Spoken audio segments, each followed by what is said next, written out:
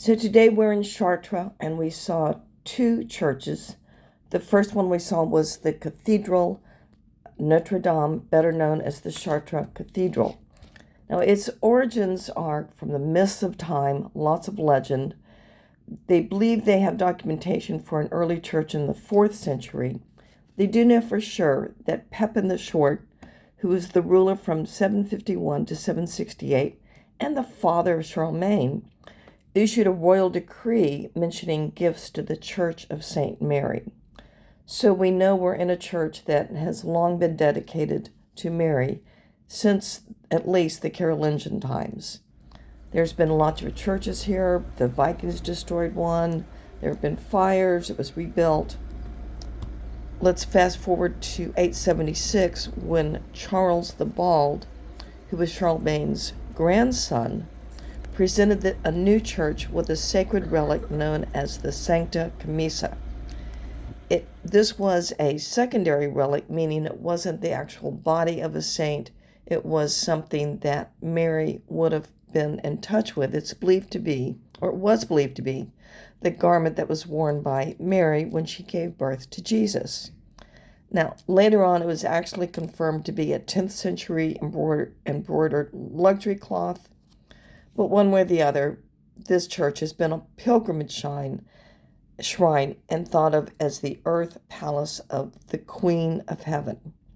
The current building you're looking at was started in 1145. There was another fire, and it was restarted in 1195.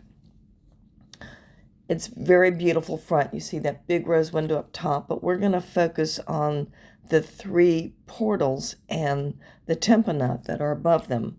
On the right-hand side, there's the Virgin and Child. We'll look at that more closely in the next photo. The middle tympana is the apocalypse and apocalypse scene where Christ is surrounded by, it looks like beasts. They're representations of Matthew, Mark, Luke, and John.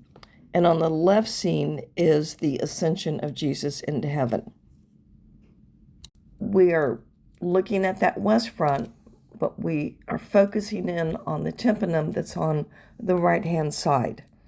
So you'll see that there's 3 levels in it. Let's look at the lower level. On the lower level is the story of the birth of Christ.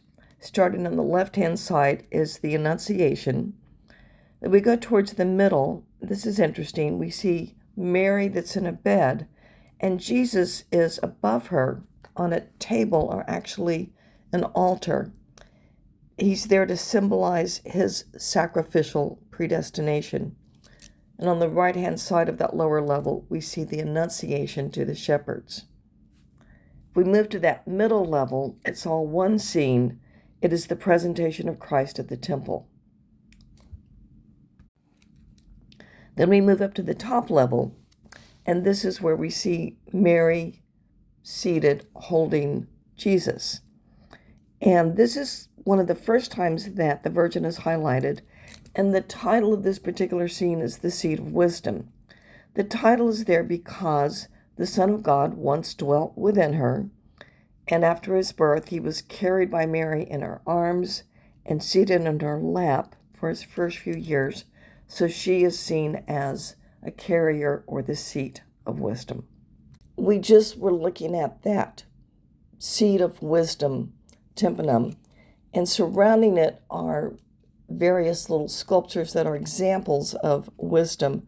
But this one I thought was especially sweet and kind of cute. This is a image of a woman that is trying to teach 2 young boys, but they're being rather naughty.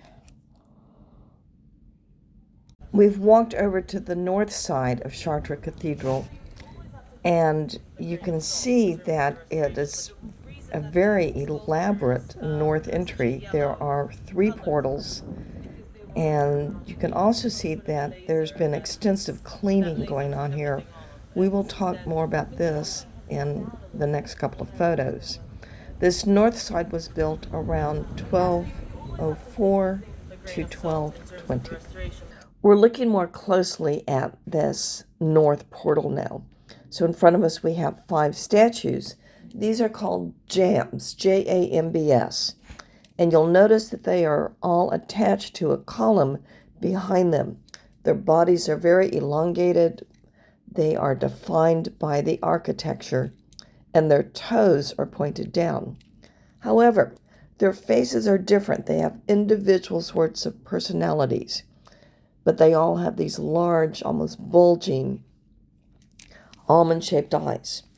Going from left to right, we're looking at Isaiah, Jeremiah, Simeon holding the Christ child, John the Baptist, and it's always easy to identify John the Baptist because he's carrying a lamb and he has that sort of hairy clothing on.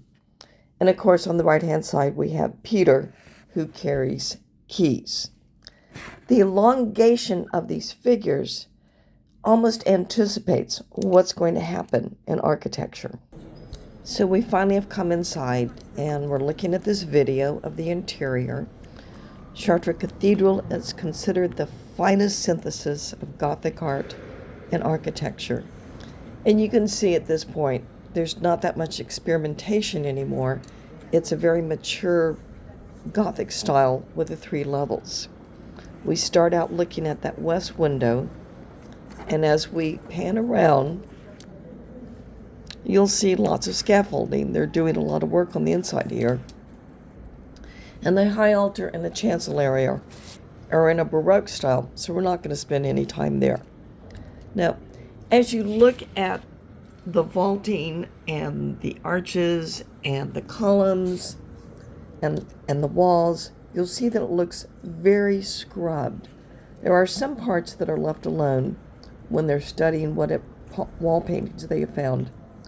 But the French have a very different philosophy than the British in terms of cleaning these ancient cathedrals.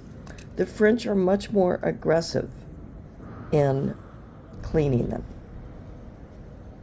Near the entryway in the nave area, there is a labyrinth. There's actually a sign that says that this is not a game, and you'll see the people that are within the labyrinth, and they are walking very silently and peacefully. The idea is that as you walk, you reflect on your life, and that the labyrinth leads you to Christ. Chartres, of course, is known for its beautiful windows. As with almost every cathedral, not all of them are medieval, but these 3 that we're looking at are in fact 12th century glass. So we see 3 lancet windows. Let's start on the right-hand side. This is what's called a Jesse window. At the bottom, we have Jesse who's asleep, and a rod grows out of him. And this is representing the ancestors or the spiritual ancestors of Christ. You can think of it as a family tree, and of course, Christ is at the very top of the window. The middle window, the focus is on Mary. The bottom is the Nativity, and as we read the story, we go up to the massacre of the innocents, the flight to Egypt. We finally end up at the top with Mary enthroned as the Queen of Heaven. And on the left-hand side, we have the Passion and the Resurrection. Starting out with the Transfiguration, goes through several events, of course, representing the crucifixion, and again at the top, finally, the resurrection.